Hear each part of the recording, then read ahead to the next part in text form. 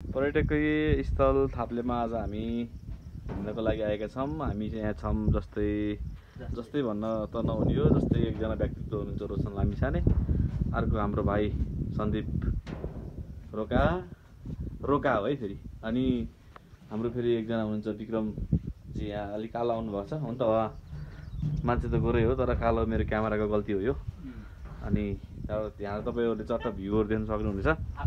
यतापट्टि सिरुबारीको साइड दरो सिरुबारी, यहाँ ठ्याक्कै तल देखिएको चाहिँ यो दरौँ है, उता सिरुबारी यो साइडमा, ठ्याक्कै यहाँ तलतिर चाहिँ यो दरौँ भन्ने ठाउँ।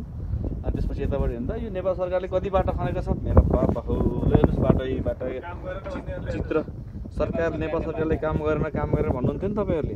ल हेर्नुहोस् बाटो ल हेर्नुहोस् कहाँ छैन, कसको घर बाटो पुगेन यहाँ। ल हेर्नुहोस् नेपालको धन बाटो ल हेर्नुहोस् त बाटो कति छ, हेर्नुहोस् बाटो कसको घर पुगेन, बाटो सबको घर पुऱ्याएको छ। यहाँभन्दा सेवा सुविधा के गर्ने हो सरकारले, गरेकै छ। हामी चाहिँ यो भ्यूमा चाहिँ लास्टै मिठो हावा चल्दो रहेछ, मिठो हावाको साथमा हामी यहाँ छौँ। अहिले चाहिँ यहाँ अब यस्तो छ। अब विक्रमजी के भन्न चाहनुहुन्छ? हजुर, म नमस्कार भन्न चाहन्छु। नमस्कार मात्रै भन्ने हो। रोशन सर के भन्न चाहनुहुन्छ हजुरले?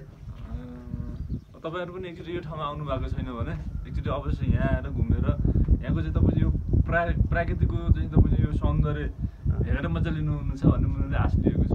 हजुर कतिको मजा लिनुभयो त नि? मैले चाहिँ यो चाहिँ यो यहाँ यस्तो छ भन्ने कुरो मैले पहिले परिकल्पना पनि गरेको थिइनँ। यति राम्रो रहेछ, सुन्दर शान्त विशाल भने एकदम व्यापक रहेछ। तपाईँको चाहिँ यो एकदम राम्रो लाग्यो। आइदिनु होला होइन, आइदिनु होला। स्याङ्जाको यो एकदमै यो एकदम चिनारी होइन। त्यसपछि यस्तरी यहाँ यो पिकनिक स्पटहरू पनि छ। तपाईँहरू आएर पिकनिक पनि अब होल नाइट पनि बस्न सक्नुहुन्छ। यहाँ कटेजहरू पनि छ। ठ्याक्क तपाईँको यहाँनिर यस्तरी ठ्याक्कै यो पारीको यो अलिकति मैले देखाइरहेको डाँडा चाहिँ यो चाहिँ खर्सुको लेक भन्ने डाँडा हो। यो डाँडामा चाहिँ अलिकति जुम गर्छु म। यो जुम गर्दाखेरि यो टुप्पोमा यो अलिकति यो कटेजहरू जस्तो देखेको छ। यो निलो टिनले बनाएको त कटेजहरू छ नि, त्यो चाहिँ तपस्वीहरूले यो गुरुहरूले पहिलाको ऋषिहरूले तपस्या गर्ने ठाउँ भनेर भनेको रहेछ। अनि अहिले तलपट्टि चाहिँ त्यहाँनिर नै एउटा होमस्टे छ, त्यहाँनिर पनि बस्न मिल्ने छ। त्यहाँनिर एउटा भ्यू पोइन्ट छ। अहिले यहाँ म अलिकति जुम गरेर देखाउँछु तपाईँहरूलाई।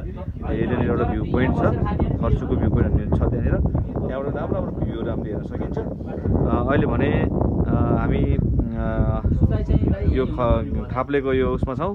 यहाँ यो विश्वको भन्न त मिल्दैन, नेपालको सबैभन्दा एकदम ठुलो गौतम बुद्धको मूर्ति भनेर चिनिन्छ यसलाई। स्याङ्जाको यो एकदम चिनारीकै रूपमा छ। यो बाटो हुँदै बाटो पनि खासै नराम्रो छैन, राम्रो छ बाटो। स्कुटरमा पनि आउन सक्नुहुन्छ। बाटो राम्रो छ। पहिला बाटो अलिकति जोखिम थियो, बाटोमा अलिकति बाटोको समस्याले गर्दा पनि मान्छेहरू नआउने यहाँ अलिकति त्यो ट्रेन थियो। अहिले चाहिँ बाटो सर्लक्क राम्रै छ। कालोपत्र चाहिँ छैन, जस अलिकति 2 किलोमिटर जति चाहिँ तपाईँहरू कच्ची रोडमा हिँड्नुपर्छ। त्यसपछि राको यो यस्तो रमणीय यो ठाउँमा तपाईँहरू आइपुग्न सक्नुहुन्छ।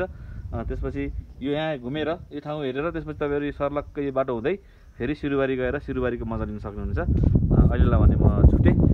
केही त्यस्तो छ भने फेरि तपाईँहरूलाई म नयाँ